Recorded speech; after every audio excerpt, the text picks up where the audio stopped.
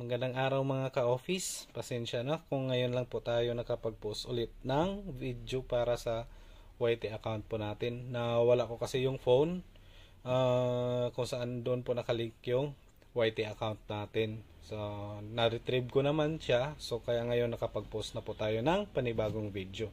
So, for today's video, ituturo ko po sa inyo paano po i-program itong S180p na bandy clock. Analog bandy clock po to. Kung makikita po nyo, may shorthand and longhand po siya. Pero may digital display naman siya sa itaas. So, buksan lang po natin.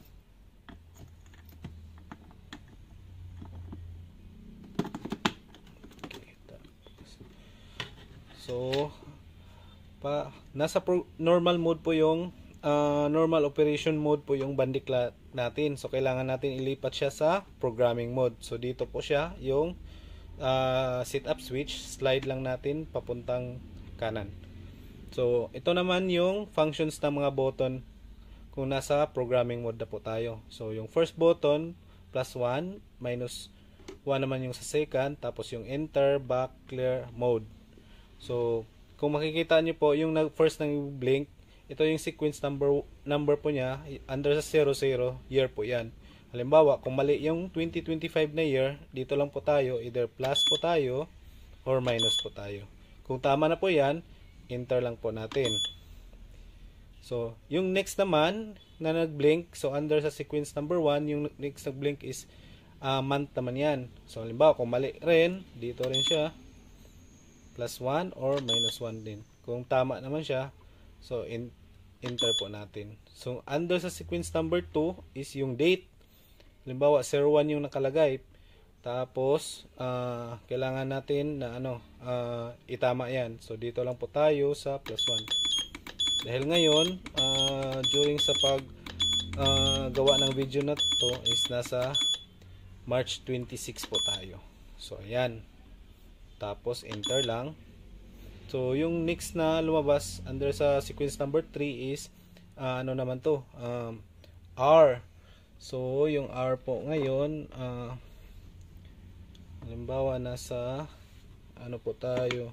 So, halimbawa, alas 7 ng gabi. So, 19 po yung ilalagay natin. Dapat naka-military time po tayo pag nag-program po tayo ng time dito.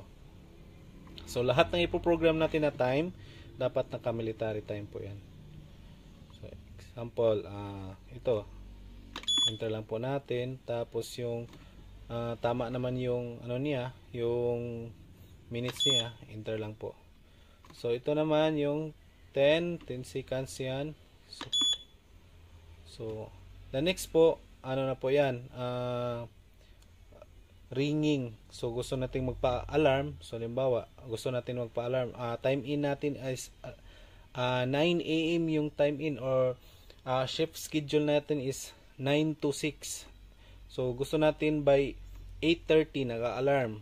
So, enter lang po natin. Tapos, change po natin to ng 30.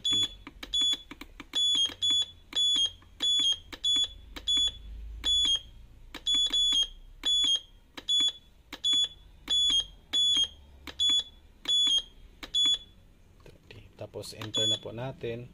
So, next naman is, halimbawa, lunch break natin is 12. So, ito, enter lang din natin. Enter. Tapos, balik natin is 1 PM. So, 13 yung ilagay natin. So, by 13, nag-alarm na po siya. So, out natin is 6 PM. So, dapat 18 yung nakalagay. So, enter lang. Yan lang. So, yan muna yung pinaka first part ng programming ng natin, ng S180p na bandy clock. Yan na po yung pinaka basic niya. So, salamat sa subaybay ng video na to, at subscribe na lang po tayo para mas marami pa tayong matulungan at marami pa kayong makikitang video. Comment nyo na rin kung ano yung mga parts ng bandy clock na to na gusto nyo malalaman. Okay, thank you po.